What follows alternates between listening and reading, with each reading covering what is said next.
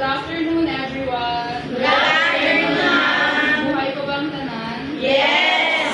Okay, so for today, I will be the recorder of the subject ACA. So let's proceed. So this is my title.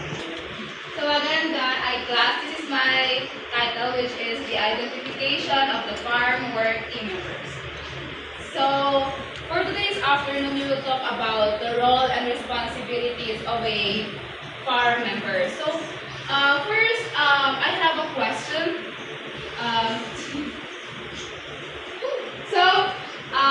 Roles and responsibility. In your own idea, what is the difference between the two? Do you have any idea kung ano yung pinagkaiba ng role and responsibilities? Raise your right hand and left. Sige, Noor. You raise your hand. Anyone?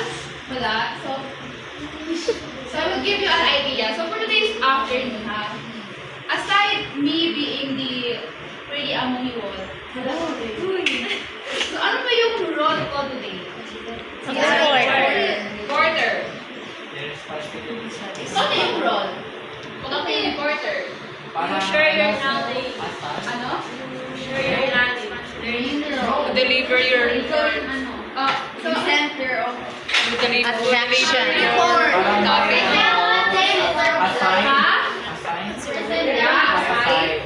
So in other words, the role is about you having a position, a title. So for this afternoon, ang position ko ay Reporter. Teacher. reporter. Okay. So ano naman yung responsibility? To report, to give you a new knowledge, understanding, and everything in between. So ano yung pinagkaiba nila? Ang role and responsibilities. Can someone summarize the two?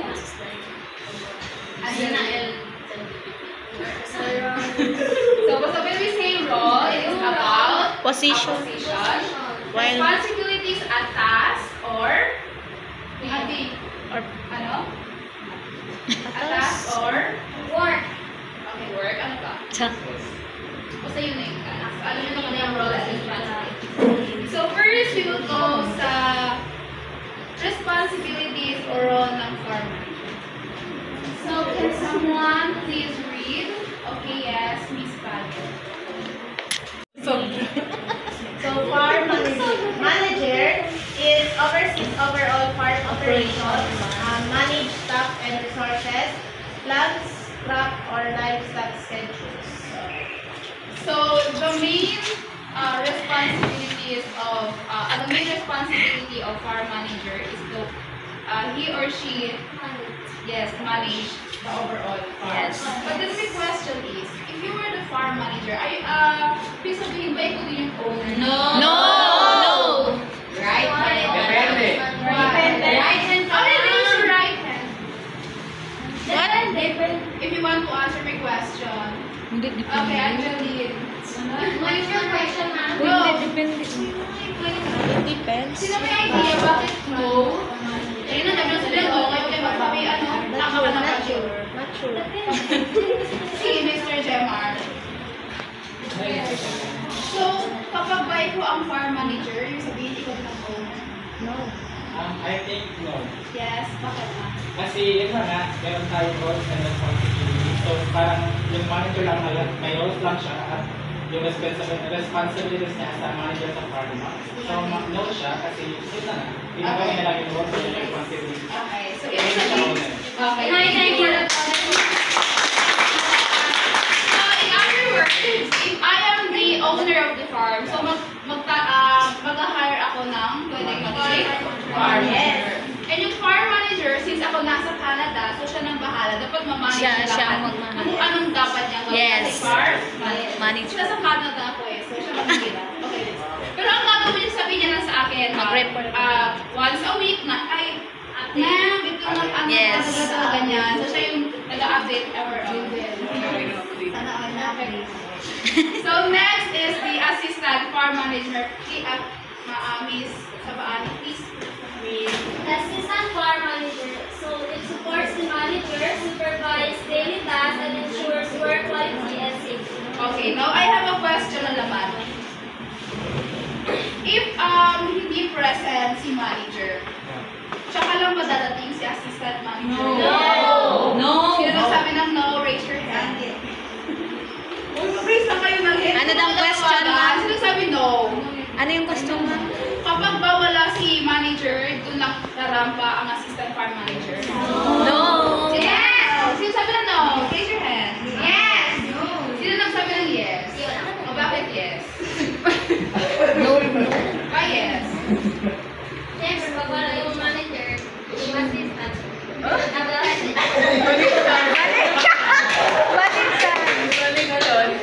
Now, basically, Kahit nandyan or wala, nandyan pa sa din. manager. So, ibig sabihin, kung nasan ang manager, Oo, nandun siya.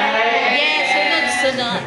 pero pag wala ang manager, sabihin Siyempre. nyo, kaya niyang, for example, nag-lipstick siya kasi, nag-lipstick siya kasi may ano daw siya, may lagnat, pero nag-ano lang pala siya. Party lang pala. Nag-take lang pala siya. Pero ang assistant manager, sabihin nyo, kaya niyang, Kaya. Yes. kaya mo ba ang Yes. Pero syempre, may mga hahabilin sa kanya si farm manager. Manager, yes. Na ang ay, itong gagawin mo, itong gagawin mo, itong kayang gawin, no? Pero dapat ito si farm manager, dapat hindi siya mawawala ng matagal. Bakit? kasi siya yung may alam. Okay, very good. Kasi siya ang may alam. Kapag hindi niya pa pala sabihin sa kanya lahat, Yes. pwede. Pwede, magkabila. Pwede. Magkabila. Depende na lang kapag sinabi ko sa kanya. Huwag kong sasabihin sa assistant farm manager, ha? Depende. Depende ang answer.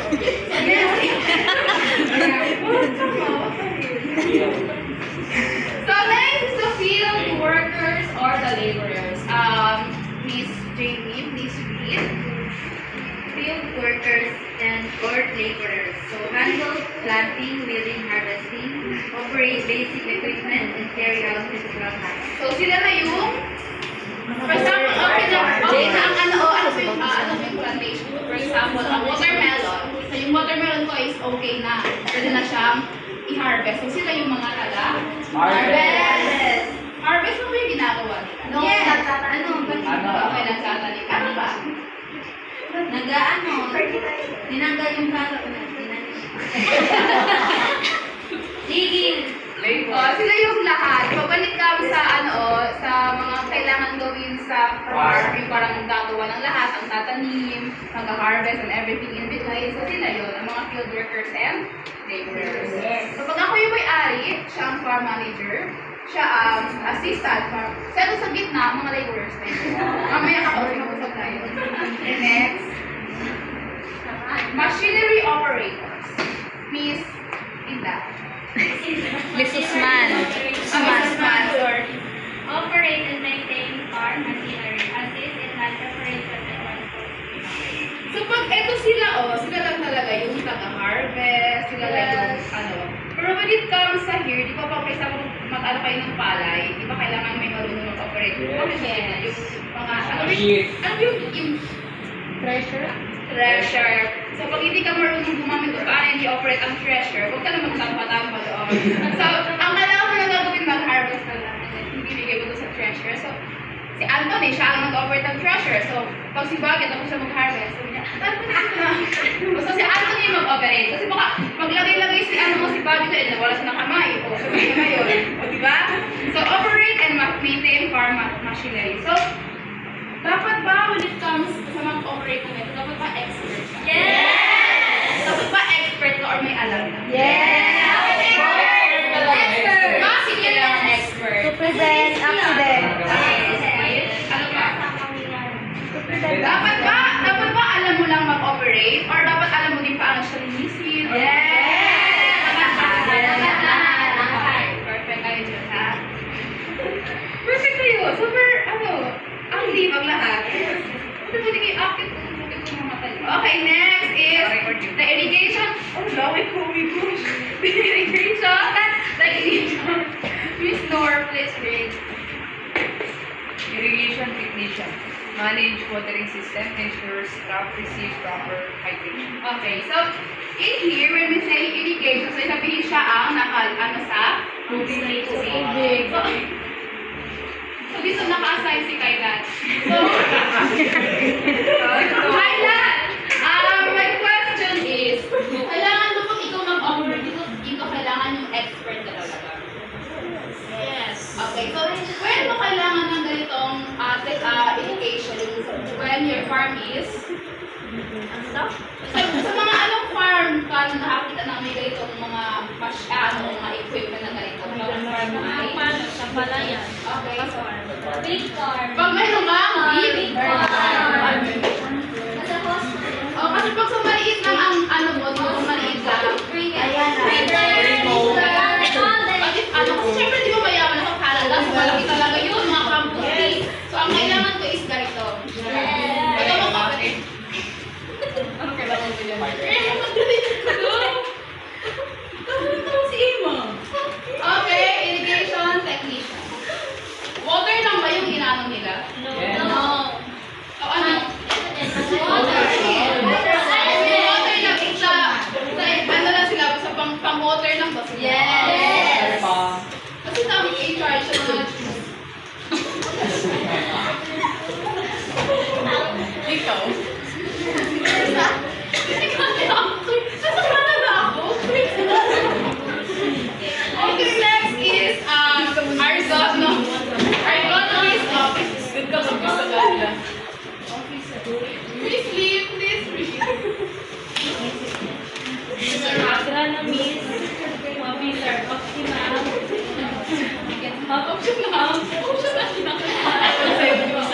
optional, offers technician advice, help with method Etong agronomist officer, option na lang ito, hindi mo ito kailangan. Pero since nasa Canada, kailangan ito kasi. So, optional. So, ito sila yung mga, for example, sa farm ko, watermelon mga inano ko dito.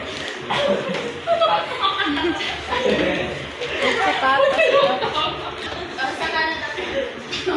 Di ba nasa Canada ako, tapos nagtawag ko sa akin, ma'am, yung watermelon natin, madami ng disease. Mga pests. So, sabi ko, oh my gosh, kailangan natin ng agronomist officer. Sino sa inyo? Okay. Si assistant. Okay, si Kabayan, busy siya. Okay, tawagin mo si Miss Kabaya Cruz. So, siya yan siya. Siya mag-ano. So, titignan niya. Hindi lalaki. Siya na kasi kaya niya yun. Nag-search na yan siya sa mga may disease. So, siya yung titingin kung bakit anong nangyari, kung bakit may biglang disease ang nangyari or mga pest. So, siya yung gagawa ng research about that. Yung agronomist officer. Kabaya Cruz, kakapag-start ka na ba? Pag-research. Ano meron sa watermelon? Bakit? Hindi ako dyan. Watermelon kasi. Okay, next is the administrative staff. Staff. Miss. How about please? administrative staff, manage farm records, and handles payroll and purchase. Okay, so this administrative staff, optional lang dito siya, pero siya yung nakamanage sa magbigay ng pera. Yes. Salary. Hindi mo yaman ako, binibigyan ko kasi ng pera. Nasa Canada kasi ako na ba? So, actually yung nag-handle ng sahod, oo. Si Heart, ito yung problema na kasi kulang daw. Ay, ito, kurakot din siya. So, si Heart, nagbibigay ng mga sweldo. Hindi tama. And also, siya din yung Kulang ang record ng mga, for example, yes, for example, at magsabi siya kay Jemar, Sir Jemar, ito yung binili natin ngayon, ito yung kailangan natin ngayon, pwede ba sabihan mo si Madam Ira? So, siya yung parang katalista ng mga record keeping, anong kailangan. Yung record keeping, nagalista ng record, kung ano yung kailangan ng farm, kung ano yung binili ng farm, kung magkano ba ang sinahod niya sa mga laborers, lahat ng gasto siya ang naka-assign. Yung mga CA pa. So kung pag siya yung naka-assign, bakit siya optional? Pwede kasi elbows lang dali. Okay. Hindi ako pwede kasi nasa Canada. Yes, nasa Canada. Yung kasi assistant farm manager, pila siya. Kasi pagod na siya eh. Okay, next is Q&A. Alam, kulang mo ito. Meron pa ito. So, Q&A question na tayo. Walang thank you sa akin. Q&A. So, may question. May natutunan ba kayo? Yes! Talaga? Yes! Bumuta ka na ako. So, my question is, kapag ba... Sige na, sige. Uwi mo na lang. So, umuwi na ako. Hindi na ako galing Canada. So, my question is, kapag ba kulang yung sa team farm members, kapag ba kulang ng isa, pwede pang mag-operate ng FFA? Yes! Are you sure? Yes! Pag walang workers, pag wala yung machine? Isa lang man. Pag wala yung machine, tapos kailangan na-treasure yung budget. We will use the traditional method. May way. Like example, yung pag-harvest natin sa treasure, we will use the traditional method. So, paano? Like some laborer has skills, like pwede sila mag-harvest. Like I mean sa treasure, I mean na yung treasure is wala. So, pwede gamitin yung traditional method sa What is pag-harvest. the traditional method? Using the tools, tapos... No! For example, yung pagtanggal ng ano. Malaki kasi. Si ano.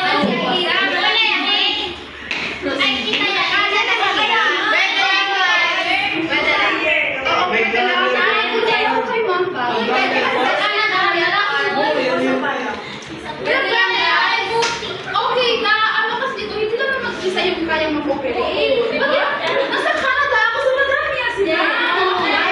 Diba? So pag wala ang isa, hindi naman sa lahat sila mag-give. Pero kasi may expert talaga. So what if wala yung expert? So yun yung mga, okay ba? Yung mga Yes. next is,